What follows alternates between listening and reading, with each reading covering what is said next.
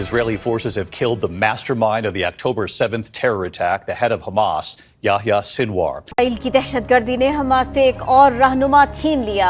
Hamas सरबराह Yahya Sinwar हमले में शहीद हो गए। बड़े दिल के साथ ये आज बतानी पड़ी है व्यूअर्स को भी और आपसे भी शेयर करते हुए दिल यकीनन उदास है। एक बहुत बड़ी खबर, एक बड़ी डेवलपमेंट, हमास के नए मुंतखब करदा जो अभी इस्माइल हनिया के बाद लीडर बने थे, याह्या सिनवार, उसको कत्ल कर दिया है, उसको मार दिया है। वो बहुत मर्द का बच्चा था। आप इस तमाम तबाहकारियों के बावजूद वो गजा से नहीं गया, गजा के अंदर रहा वो, और गजा ही में उसने अपनी जान दी है। कहा भी था उसने। याह्या सिनवर जो हैं उनको बनाया गया है, हेड बनाया गया। अभी कोई 2 महीने भी नहीं गुजरे और वो भी उनको भी इजराइल ने बिल्कुल अपने इंटेलिजेंस ऑपरेटर्स के ज़रिए कत्ल किया। इन्फ्लुएंशियल फिगर थे, ऑर्गेनाइजेशन को कंट्रोल करते थे, और इस पॉलिटिकल पार्टी, या इसको वो पॉलिटिकल पार्टी भी कहते हैं, पॉलिटिकल भी कहते हैं वो, और मिलिट्री लीडर भी वो कहते थे। इजराइल ने ईरान के ऊपर पहला ऑयल अटैक कर दिया है। इजराइल ने ईरान की ऑयल रिफाइनरी के ऊपर बम्बार्डमेंट करके उसको डिस्ट्रॉय कर दिया है।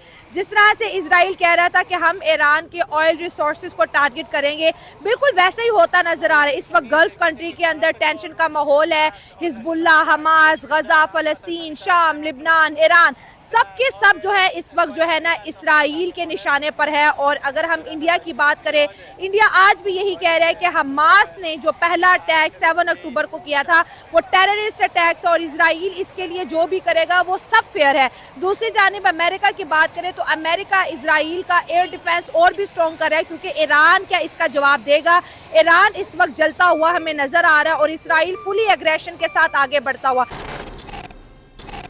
नमस्कार, जय हिंद दोस्तों। तो दोस्तों फाइनली इजराइल ने गुरुवार को हमास के चीफ याह्या सिनवार को मौत के घाट उतार दिया है। ये वही याह्या सिनवार है जिसने 7 अक्टूबर 2023 को इजराइल पर हमला करवाया था, और इसी हमले के बाद इजराइल हमास युद्ध शुरू हुआ था। दोस्तों इजरायली हमले में सिनवार का मारा जाना हाल ही के हफ्तों में ये इजराइल के लिए एक बहुत बड़ी कामयाबी के तौर पर देखा जा रहा है, क्योंकि अक्टूबर को ही हमास ने इजराइल पर हमला किया था और अक्टूबर में ही हमास चीफ का इजराइल ने सफाया कर दिया। सिनवार के मारे जाने के बाद कई मुस्लिम देशों में मातम पसर गया है, और भारत का पड़ोसी देश पाकिस्तान भी सिनवार की मौत पर छाती पीट रहा है। दरअसल इजराइल ने सिनवार को मारे जाने का एक वीडियो फुटेज भी जारी किया है, जिसमें याह्या सिनवार घायल अवस्था में कुर्सी पर बैठा हुआ दिखाई दे रहा है, और जैसे ही ड्रोन घायल सिनवार के पास जाता है तो वो उस पर लकड़ी फेंकता हुआ नजर आता है, और उसके कुछ टाइम बाद उसकी मौत हो जाती है। और इस खबर की पुष्टि इजराइल ने ऑफिशियली ट्वीट करके की है।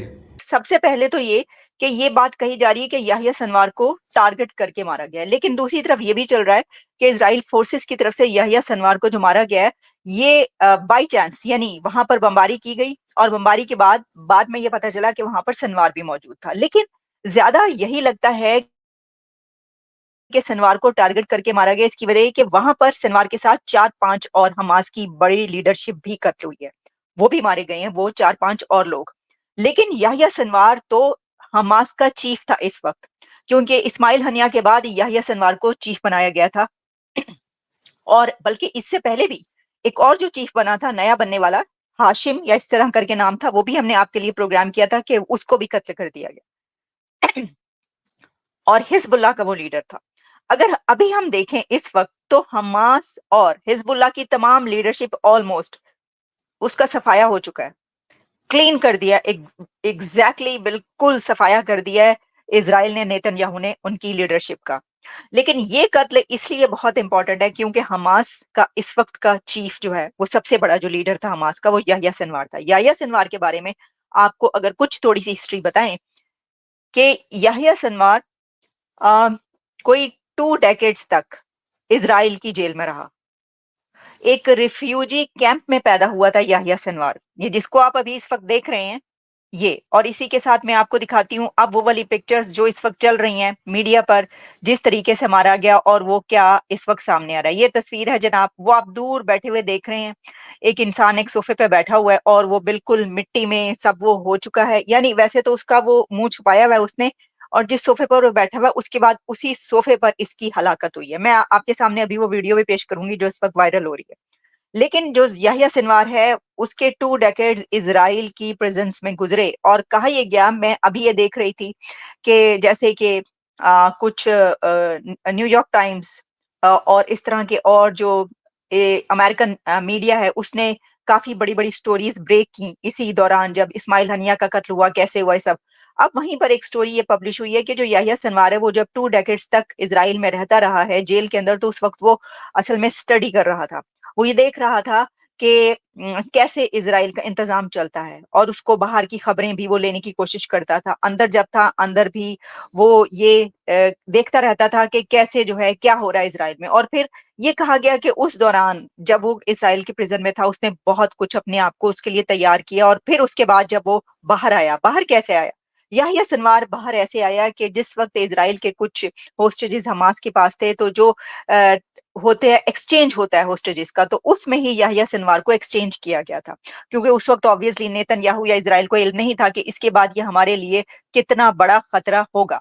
अच्छा, अब मैं जब हम ये कह रहे हैं कि ये एक बहुत बड़ा कत्ल है, वो इसलिए कह रहे हैं कि याह्या सिनवार हमास का चीफ तो था ही, लेकिन सबसे बड़ी बात इसके अंदर ये है कि 7 ऑफ अक्टूबर को इजराइल पर जो हमला हुआ था उसका मास्टरमाइंड याह्या सिनवार था। जो प्लान किया जिसने, कितने लोगों को मारना है, किस तरीके से मारना है, दहशतगर्दों को कैसे घुसाना है वहां पर अंदर, और किस तरीके से इसका जो इजराइल को है ये वाली डस पहुंचानी है, इस सब का मास्टरमाइंड जो है वो याह्या सिनवार था।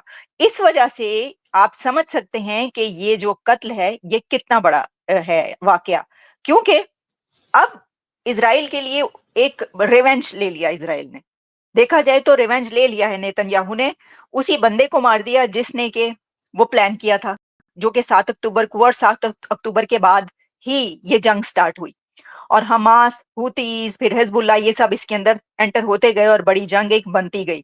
गो के अभी भी ये एक कन्वेंशनल वॉर, यानी कि जैसे कि वो फिर कुछ ही घंटों में कुछ खत्म हो जाए वैसी नहीं है, लेकिन एक बड़ी जंग उस वक्त बन सकती है कि कुछ और कंट्रीज जो इसके अंदर शामिल होने की अब बात कर रहे हैं, ईरान, रशिया और ये सब, वो भी हो जाए।